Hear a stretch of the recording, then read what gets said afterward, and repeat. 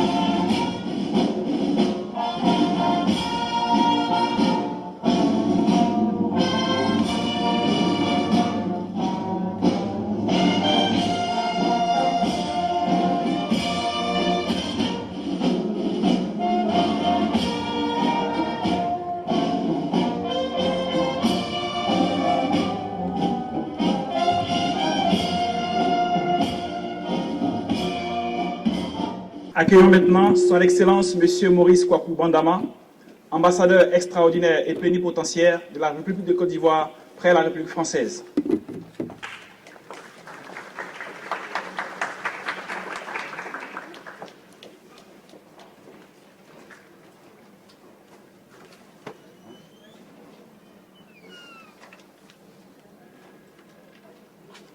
Bonjour à tous, bonjour. Bonjour. Bonjour. Merci d'être venu. Bonjour.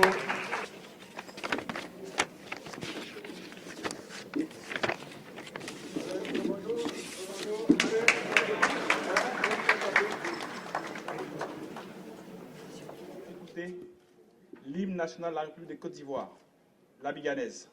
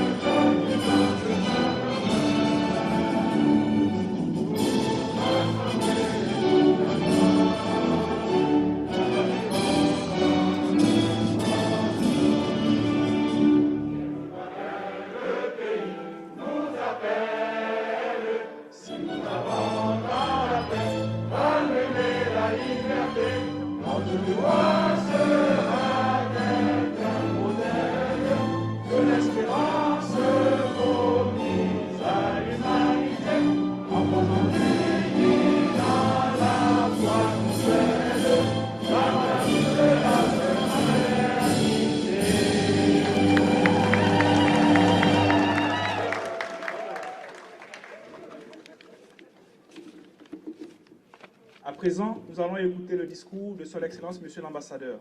Excellence, c'est quand vous voudrez.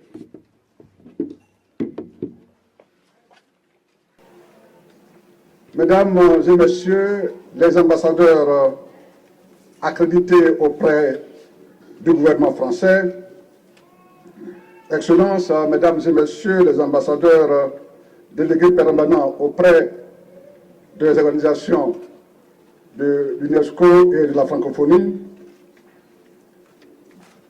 Mesdames et Messieurs les consuls honoraires, Monsieur le consul général de la Côte d'Ivoire à Lyon,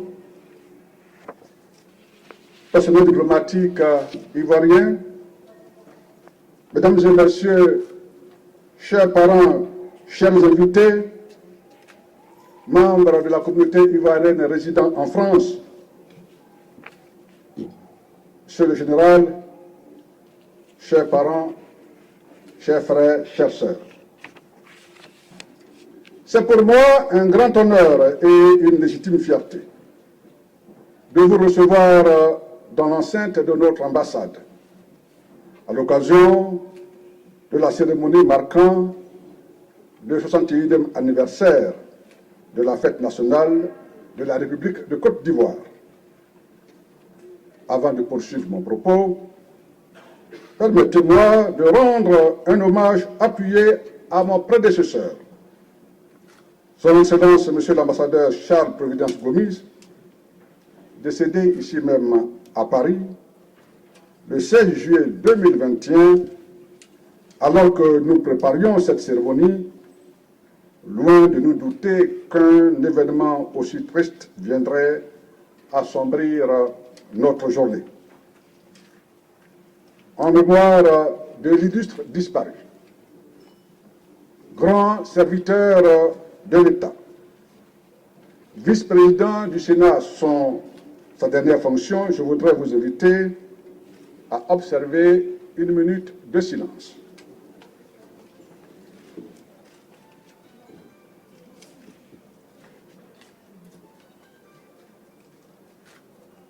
Je vous remercie.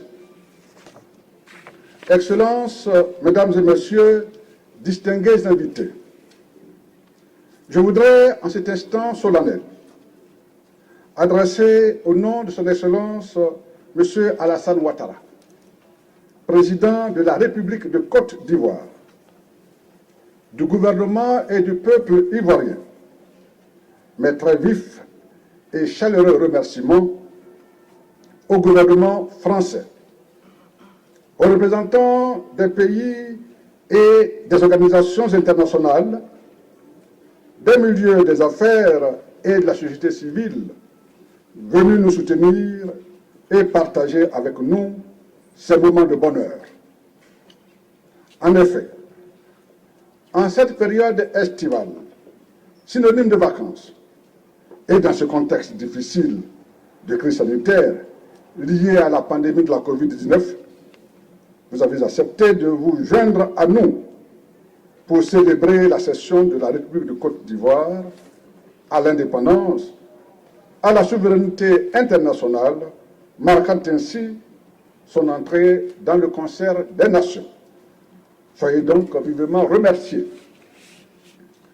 Excellences, Mesdames et Messieurs, l'événement historique que la Côte d'Ivoire commémore aujourd'hui représente un moment exceptionnel dans la vie de notre jeune nation, pour laquelle la date du 7 août 1960 est le point de départ d'une marche glorieuse. En effet, le 7 août 1960, le président Félix Houphouët-Boigny proclamait l'indépendance de la République de Côte d'Ivoire avec la grande ambition de bâtir une nation de paix, unie, laborieuse et prospère. Afin de parvenir à la réalisation de cette vision, le gouvernement, sous son inspiration, a adopté une politique d'ouverture sur l'extérieur avec un ensemble de mesures incitatives pour les investisseurs étrangers. Cela s'est traduit par la construction d'infrastructures socio-économiques ainsi que le choix du secteur de l'agriculture comme la base du développement économique et social de notre pays.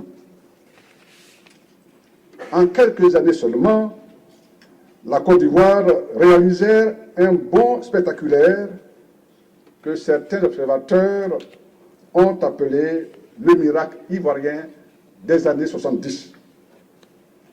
Mais la grandeur de la Côte d'Ivoire que le président Houphouët-Boigny avait réussi à lui imprimer ne venait pas seulement de ses réussites économiques et matérielles, mais surtout de la grande générosité dont les Ivoiriens s'étaient imprimés. Une grandeur tirée de notre hospitalité, de notre fraternité et de notre ouverture aux autres, de nos valeurs à la tolérance. Le président Félix Houphouët-Boigny avait ainsi réussi à faire de la paix la deuxième religion de tous les Ivoiriens. Rendons gloire au président Félix Houphouët-Boigny, père de la Côte d'Ivoire moderne. Excellences, Mesdames et Messieurs, l'histoire des nations, malheureusement, nous enseigne aussi qu'un pays, l'histoire n'est jamais linéaire. Et notre pays, la Côte d'Ivoire, n'échappe pas à cette règle, puisqu'elle a connu des contradictions internes répétées depuis les années 90, lesquelles l'ont conduite à l'instabilité, à des coups d'État réussis ou manqués, à la rébellion armée et à la violente crise post-électorale de 2010 et 2011, qui, toutes ces crises ensemble, ont entraîné des milliers de morts. Fort heureusement, depuis la cession à la magistrature suprême en mai 2011 du président Alassane Ouattara, cet épisode douloureux est désormais derrière nous. Il s'est imposé au président Alassane Ouattara d'écrire de nouvelles pages de la Côte d'Ivoire, de procéder à la reconstruction de notre pays et à la réconciliation des Ivoiriens. Aujourd'hui, nous pouvons nous réjouir des résultats réalisés, tant sur le plan économique, social que politique, avec une croissance économique soutenue, se situant entre 7 et 8% sur 9 ans, des infrastructures dans tous les domaines. Notre pays a ainsi repris sa place dans le concert des nations.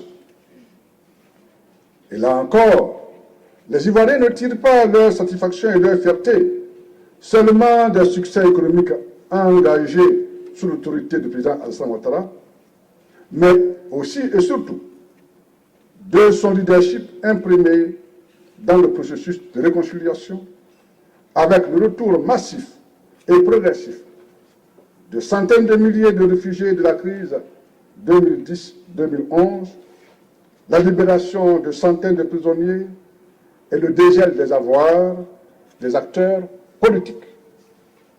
Les faits les plus marquants sont le retour en terre ivoirienne de l'ancien président de la République, le président Laurent Gbagbo, et sa rencontre chaleureuse, émouvante et fraternelle avec son frère, le président Alassane Ouattara, il y a 2 semaines, au palais présidentiel. Ainsi qu'il a exprimé hier dans son message à la nation, le président de la République entend poursuivre les efforts de paix et renforcer la cohésion nationale. Hier encore, sa clémence a favorisé l'élargissement de plusieurs prisonniers de la dernière crise électorale d'octobre 2020. C'est le lieu d'inviter chacune et chacun d'entre nous de nous inscrire résolument dans cette dynamique de paix. Excellences, Mesdames et Messieurs, honorables invités, la Côte d'Ivoire se félicite d'entretenir un partenariat historique, privilégié et fécond avec la France, dans le cadre d'une coopération bilatérale exemplaire. Qu'il me plaise de rappeler quelques acquis de cette dernière décennie. Symbole de la grande amitié entre les deux pays, depuis 2011, les visites réciproques des hautes personnalités ont constitué un levier important permettant de traiter les dossiers dans une parfaite convergence de vues. Au plus haut niveau, les visites du président Alassane Ouattara en France et celle du président Emmanuel Macron en Côte d'Ivoire, le 29 et 30 novembre 2017, ont permis de relancer et de renforcer la coopération économique, politique et sociale entre nos deux pays. Ces visites ont été suivies de celles de plusieurs autres hautes personnalités des deux pays, notamment celle du président du Sénat, M. Gérard Larcher, en février 2020, à Abidjan. Ensuite, deux ministres de l'économie, des finances et de la relance, M. Bruno Le Maire. Et le mois de février et de juin 2021, celle du ministre de l'Europe et des Affaires étrangères, M. Jean-Yves Le Drian, et celle, enfin, du ministre délégué en charge du commerce extérieur et de l'attractivité, M.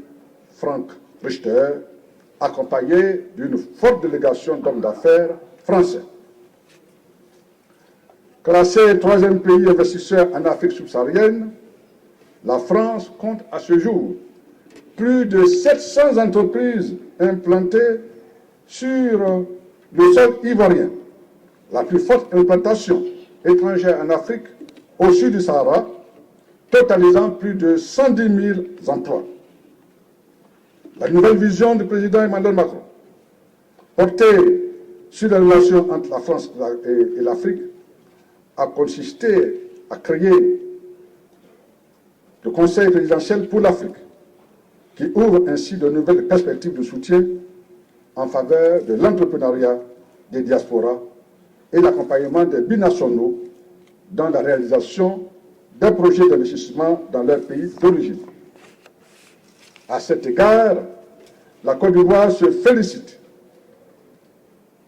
de la convention de partenariat signée le 22 mai 2021 entre notre pays, représenté par le ministre de la Promotion de la Jeunesse, de l'Insertion professionnelle et du service civique, et le coordinateur du Conseil présidentiel pour l'Afrique, où plus d'1,2 million de nos compatriotes ont déjà reçu une première dose de vaccin.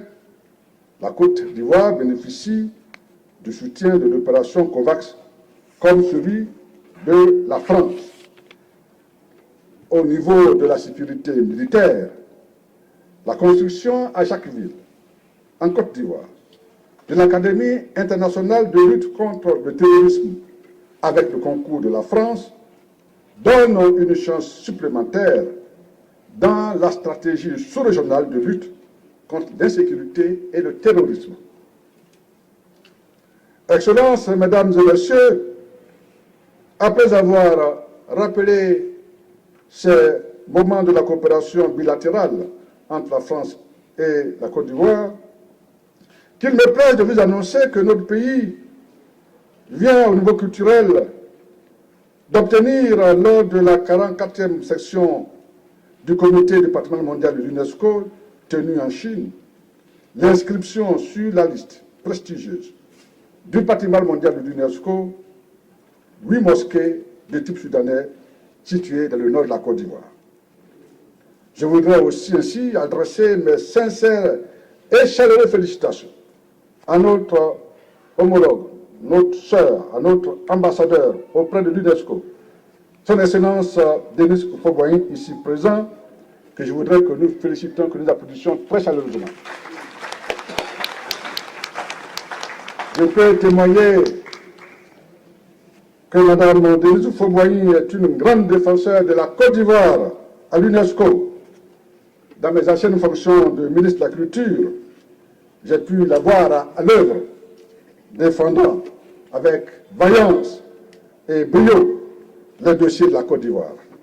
Et cette inscription vient ainsi couronner encore ces efforts. Merci, chers sœurs, à vous et à tout le personnel de notre délégation à l'UNESCO. Encore bravo. Cette inscription n'aurait pas pu se faire sans le soutien des organes de l'UNESCO, avec à leur tête Madame la Directrice Générale, Madame la Ministre Audrey Azoulay, et des États membres de l'organisation dont la France, la Chine, la Russie, le Mali, qui a vaillamment porté le projet, le Gabon, le Sénégal, l'Afrique du Sud, tous les pays du groupe africain à l'UNESCO, dont la solidarité a fortement favorisé l'inscription de ce bien. Je veux aussi saluer le Centre du patrimoine africain pour son appui significatif. Je n'oublie pas dans cette adresse Madame la ministre Alette Badou Nguessan, ministre ivoirienne de la Culture et de l'Industrie des Arts et du Spectacle, et son équipe pour avoir mené ce projet à son terme. Une bonne nouvelle ne vient jamais seule, qui me plaise donc de saluer et de féliciter mon homologue, Madame l'ambassadeur Liliane Massala, ambassadeur, haut représentant de la République gabonaise près de la République française, représentant permanent du Gabon auprès de l'OIF dans le pays de Gabon, un pays cher aux Ivoiriens, depuis le président Félix Houphouët-Boigny et le président El Hadj Omar Bongo, jusqu'au président Ali Bongo et Alassane Ouattara, le Gabon, dis-je, qui vient d'obtenir l'inscription de l'important parc national d'Ivendo au patrimoine national, au patrimoine mondial de l'UNESCO. Félicitations au Gabon, félicitations à Madame l'ambassadrice. Permettez-moi, Excellences, Mesdames et Messieurs, de m'adresser de façon spécifique à mes compatriotes ivoiriens ici rassemblés. Chers concitoyens, chers frères et chères sœurs, notre mission en tant qu'ambassadeur de la République de Côte d'Ivoire près la République française est aussi d'œuvrer à la cohésion sociale au sein de la communauté ivoirienne. Aussi, dès ma prise de fonction en juin 2021, en 2020 plutôt, dans un contexte sanitaire difficile, j'ai organisé des rencontres avec tous les membres de notre communauté à travers leurs fêtières vivant dans ce pays ami, par le biais, comme je l'ai dit, de leurs fêtières et différentes associations. J'ai également accordé des audiences, quand cela était possible, bien sûr, à tous ceux qui l'ont souhaité, afin de me rendre plus proche de vous, d'être à votre écoute. Pour mieux vous servir, j'ai initié des échanges périodiques à travers des visioconférences, en attendant l'amélioration de la situation sanitaire. Un autre volet de notre mission, vous concernant, est de vous inviter et vous aider à vous impliquer davantage dans le développement économique de notre pays, indépendamment de l'assistance ponctuelle que vous pouvez recevoir, comme ce fut le cas dans le cadre de l'appui du gouvernement aux victimes de la Covid ici en France. Nous avons initié des activités et des actions, dont le plus important est la création ici à l'ambassade du Fonds spécial des jeunes de la diaspora. Doté d'une première enveloppe de 1,5 milliard, ce fonds a pour but de financer les projets à réaliser en Côte d'Ivoire. La première vague de bénéficiaires de ce fonds a permis à 15 jeunes entrepreneurs de recevoir des chèques d'une valeur de 355 millions de francs CFA, soit 511 000 €. Et la deuxième phase en cours a déjà enregistré plus de 200 candidatures. Je vais vous dire que nous travaillons pour que les Ivoiriens puissent investir dans leur pays avec l'appui de leur pays. Je vais maintenant m'adresser à nos jeunes étudiants, qui est une frange importante de notre diaspora, et leur dire que nous nous tenons à leur disposition pour les écouter, les orienter et les soutenir. D'ailleurs, ils peuvent déjà initier des projets et souscrire au fonds de la diaspora. Nous avons, avec l'accord de la Première Dame, employé la création ici en France d'une antenne du fonds FAFSI, le fonds d'appui aux femmes de Côte d'Ivoire. Ce fonds est à l'étude et il va pouvoir bientôt être mis en œuvre. Toutes ces initiatives au profit de notre pays et de vous, nos compatriotes, doivent nous inciter à un engagement en faveur de la consolidation de nos liens fraternels, de la cohésion sociale et de la réconciliation nationale. Je voudrais vous rassurer que nous travaillons dans l'intérêt supérieur, sous l'instruction du chef d'État, de tous les Ivoiriens, ici, en France, sans distinction de parti, de religion ou de région. Je voudrais saisir cette occasion pour adresser à mes collègues de l'ambassade, à nos collaborateurs de l'ambassade, à nos travailleurs, toutes mes félicitations et ma reconnaissance pour leur engagement à nos côtés, leur dévouement et leur disponibilité. À vous tous, je vous invite de taire nos divergences, de surmonter les blessures et les frustrations, à proscrire les invectives sur les réseaux sociaux pour nous inscrire résolument dans la démarche collective de décrispation, conformément à la volonté du chef de l'État.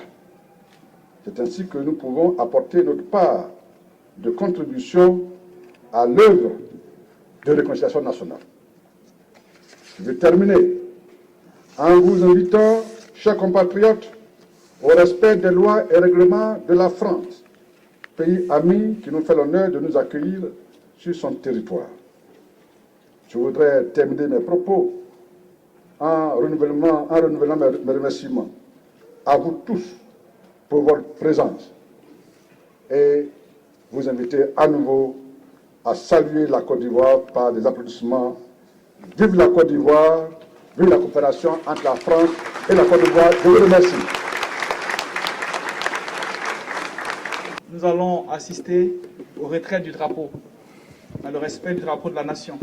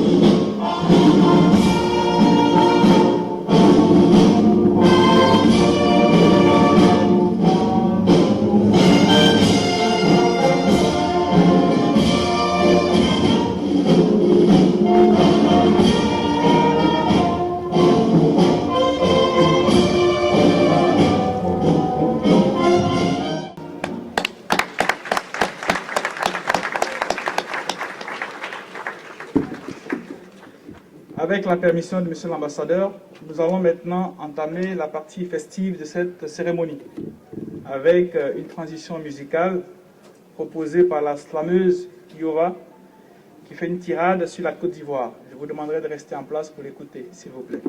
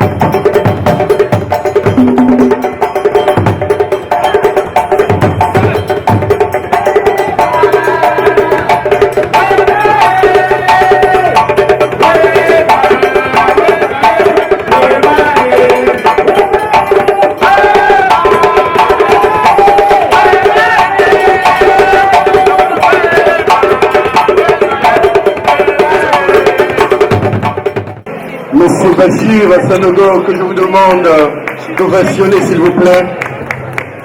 Monsieur Bachir Sanogo est un musicien, auteur-compositeur de plusieurs créations. Vous connaissez certainement ce grand monsieur qu'on appelle George Mamboy et Adjaba. Et depuis 2003, il a créé son groupe Dansico. Et ce soir, il est avec nous, monsieur Bachir.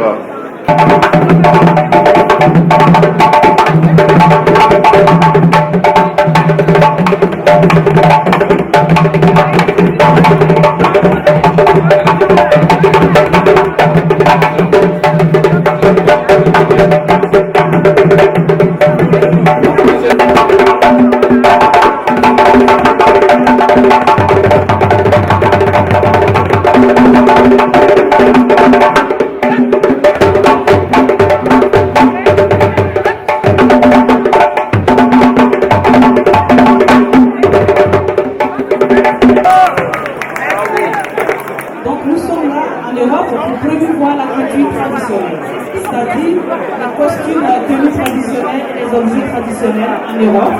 Donc depuis 2009, nous nous battons pour ça. Donc aujourd'hui, et chaque année, Cœur Royal organise un festival des tenues traditionnelles pour la diaspora, ça veut dire tous les pays d'Afrique qui participent. Et il y a eu toujours la belle tenue traditionnelle de l'année. Donc on a déjà fait 2e édition, l'année prochaine il y aura 3e édition. Aujourd'hui nous sommes là pour défiler. Nous sommes invités par l'ambassade de la Côte d'Ivoire pour une première fois, ça fait plaisir. Donc vous pouvez présenter les ethnies de la Côte d'Ivoire. La tenue Adjukrou, elle est toute seule, elle va faire son entrée. Voilà, la tenue, c'est cette tenue Adjukrou, elle est portée, elle est portée au cours d'un accouchement. Quand les filles sont circoncisées, et même pour la dot, on porte cette tenue. Donc, excusez, pardonnez. Désolé, excusez-moi. Mes mamans sont là pour me mettre. Donc, voilà, cette tenue, elle est présentée comme ça. C'est une tenue de la Côte d'Ivoire. Donc, ma fille, vas-y. Accouchez-moi.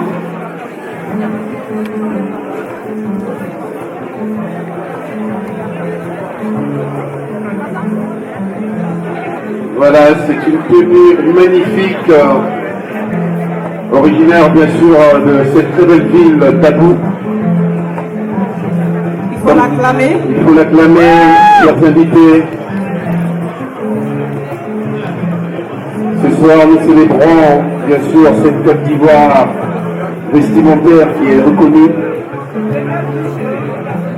La tenue Adjukrou portée par cette sublime demoiselle.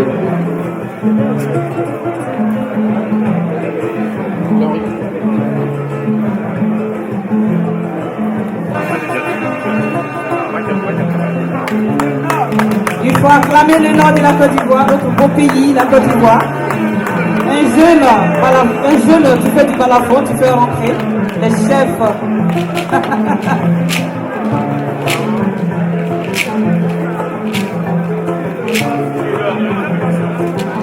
Voilà, il faut quand même applaudir les enfants. Magnifique, il magnifie bien sûr la Côte d'Ivoire et le nord de la Côte d'Ivoire. Sortez vos téléphones, immortalisez l'instant, vous pouvez profiter également de prendre des photos. Car ce genre d'événement, c'est très rare, surtout en France. Voilà. Voilà, donc cette tenue est portée au cours d'un des grands événements du nord de la Côte d'Ivoire. Mariage, baptême, etc.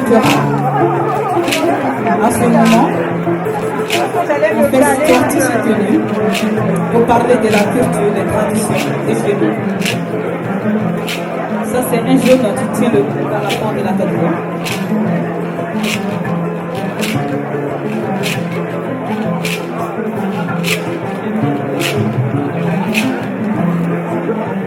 Merci. Merci. Des pièces faites bien sûr par des artisans, des cosses de bois. C'est très recherché, c'est très magnifique en tout cas. Chers invités, vous êtes des privilégiés ce soir. Je pense il faut vraiment les ovationner. Il faut faire du bruit pour eux, s'il vous plaît, chers invités. Voilà. Et cette tenue, c'est fabriqué par des Corses de bois avec les parapluies. Vous voyez l'éventail plutôt, excusez-moi. Les bétons, on est mangé du riz. Donc voilà, c'est synonyme de riz ça. Ça, c'est des Corses de bois avec du raffia mélangé. Voilà, c'est ça la tenue BT. Les Akans, ça c'est la fille du village, chez les Akans. Tu vas déjà ouvrir le passage du roi et la reine. Et ces pailles sont des pailles tissées à la main. Le roi, la royauté, c'est important chez nous en Côte d'Ivoire. Le sens, les Akans, c'est le centre de la Côte d'Ivoire. Voilà. C'est grâce à eux, on dit à chaque fois Akwaba. Quand on arrive à ce moment, on dit Akwaba. Mais Akwaba est devenu un synonyme de la Côte d'Ivoire par rapport à Akwaba, parce qu'ils sont beaucoup. Donc aujourd'hui, nous sommes ici pour présenter la royauté de la Côte d'Ivoire, le roi et sa reine, tradition, valeur. Et je suis fière et je me bats pour ça. Et je remercie l'ambassade aujourd'hui pour me donner cette occasion.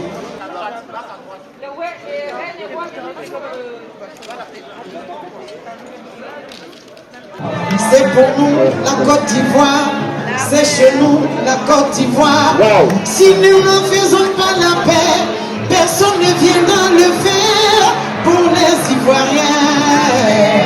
La paix, là-bas, la paix. Ici, la paix. Caméraman, la paix.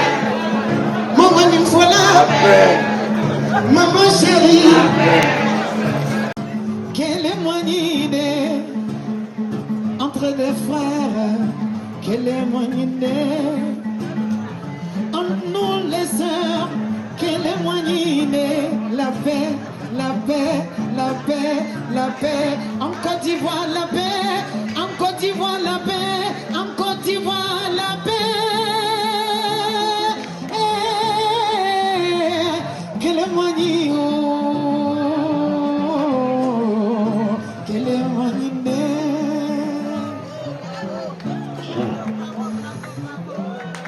Merci.